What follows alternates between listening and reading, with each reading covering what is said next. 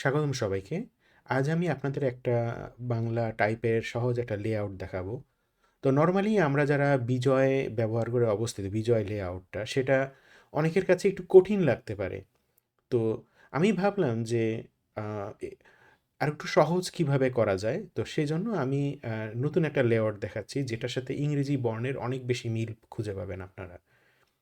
তো যারা নতুন শিখছেন এবং অনেক চ্যালেঞ্জিং মনে করছেন যে মুখস্থ রাখা কোথায় কোন বর্ণটা আছে, বিজয় লেআউটে কিছুটা মুখস্থ রাখতে হয়, কিন্তু এই লেআউটে আপনাকে ওভাবে মুখস্থ করতে হবে না। আপনি মোটামুটি আন্দাজ করে নিতে পারবেন যে কোন বর্ণ দিয়ে কী টাইপ করা যাবে। যেমন যদি আমি বলি ক খ কিভাবে লেখা যাবে, অবভিয়াসলি ক হচ্ছে আহ, এভাবে দিলে ক টাইপ হবে। আর যদি খ, তো এখানে আমি যদি শিফট চাপি এবং শিফট কে চাপি তাহলে খ হবে। ঠিক এরকম। তো এখানে একটা জিনিস বলে রাখি, গ ঘ নিয়ে বলার আগে, এই জি বর্ণটা একটা খুব গুরুত্বপূর্ণ বর্ণ বিভিন্ন রকম মানে যুক্ত বর্ণ সৃষ্টি করার জন্য। সো আমি গ বর্ণটা এই জিতে না রেখে একটু এখানে শিফট করেছি। সো যদি আমি এখানে টাইপ করি গ আসবে। আর যদি আমি বড় ভি আঁকি, ক্যাপিটাল ভি, তখন ঘ দেখা যাবে।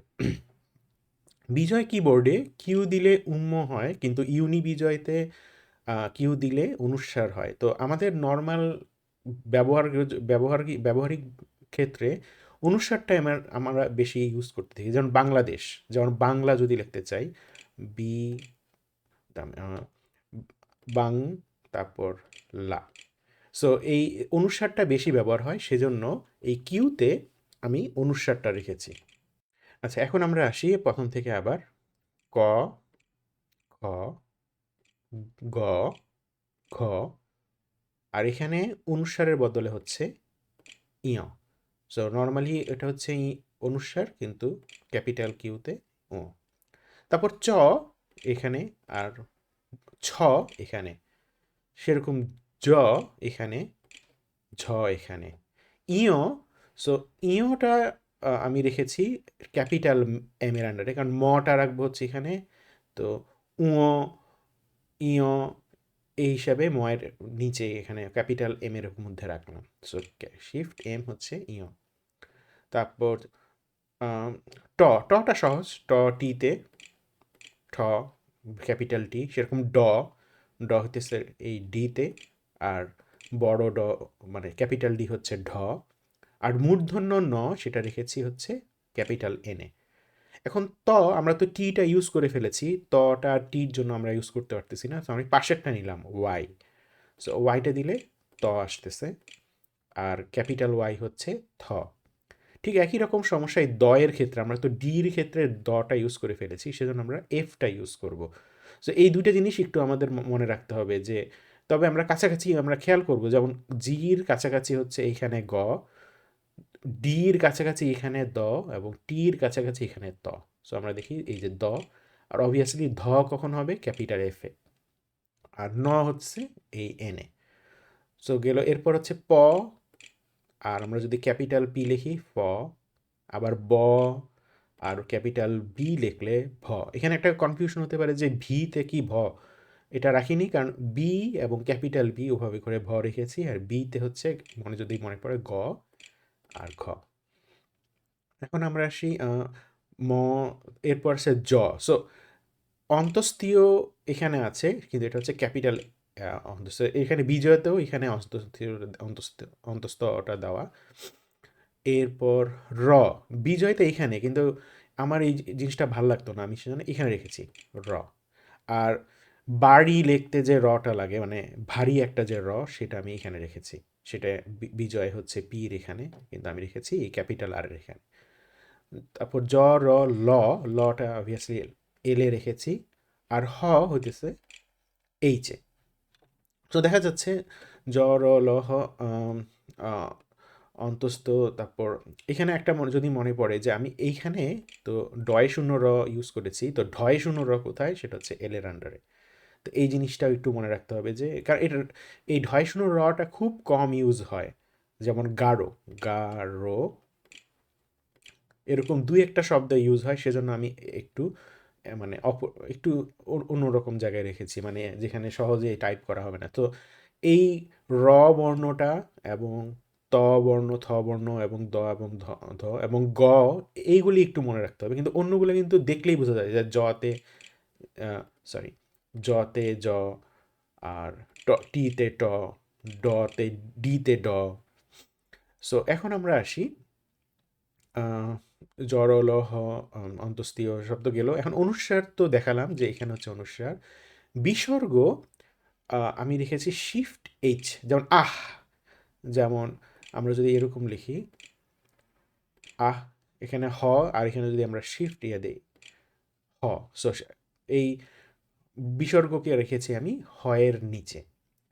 সো এই গেল বিসর্গ। চন্দ্রবিন্দুটা আসলে একটু কঠিন। সো মানে যেমন আমরা যদি কাদা লিখি, কাদা, কা দা, সরি, তো এই শিফট এইখানে হইতেছে বিজয়েতে চন্দ্রবিন্দুটা রাখা। আমি অন্য জায়গায় আর দেওয়াটা ঠিক মনে করিনি, এখানে যেখানে আছে চন্দ্রবিন্দুটা সেখানে আমি রাখছি।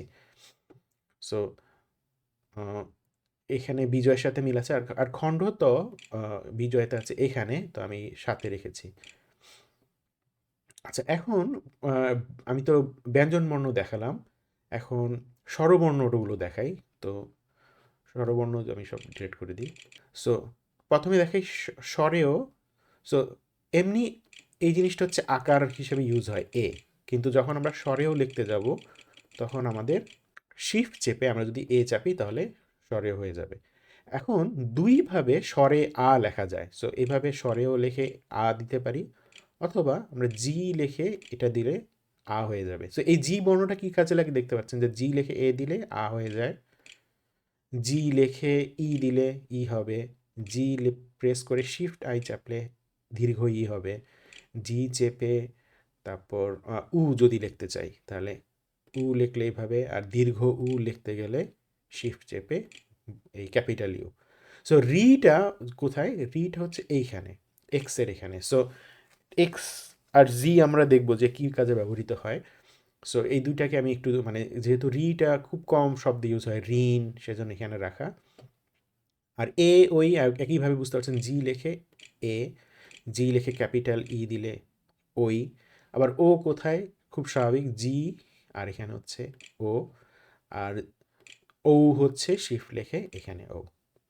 তো এখন প্রশ্ন আসতে পারে যে কা কি এভাবে আমরা লিখতে পারি কিভাবে? যেমন কা, কে এ কা, কি কিভাবে কি, তারপর কে, কে হচ্ছে এখানে কে, তারপর কা কি কে, তারপর কু এখানে।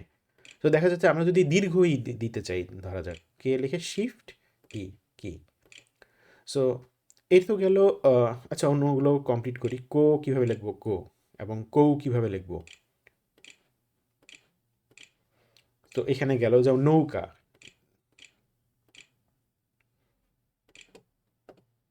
এই যে এইভাবে আমরা লিখতে পারি। এখন আমরা আসি ফলা। সো ব্যঞ্জন বর্ণের ক্ষেত্রে যখন আমরা ক সংযুক্ত ক লিখতে চাই তখন একই রকম জি বর্ণটা ইউজ হবে, ক সংযুক্ত ক।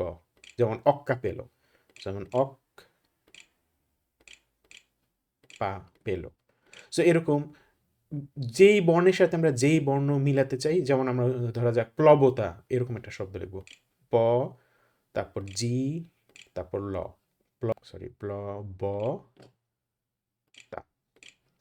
বা এরকম করে আমরা স্বস্তি, যেমন আমরা স্বস্তি লিখতে চাই। সো স্বস্তি কোথায়? স সংযুক্ত ব, এরকম। ও একটা জিনিস আমি মনে হয় বলতে ভুলে গেছি, যে এখানে হচ্ছে স আর এখানে হচ্ছে স। তাহলে মূর্ধন্য স কোথায়? মূর্ধন্য সর জন্য হচ্ছে জি লেখে স। তো এখানে হচ্ছে মূর্ধন্য স। সাধারণত মূর্ধন্য সটা একটু কম ইউজ হয়। যেমন সার কিভাবে লিখবো, জি প্রেস করে তারপর এই যে সা, তারপর আকার দিলাম, তারপর চন্দ্রবিন্দু দিলাম,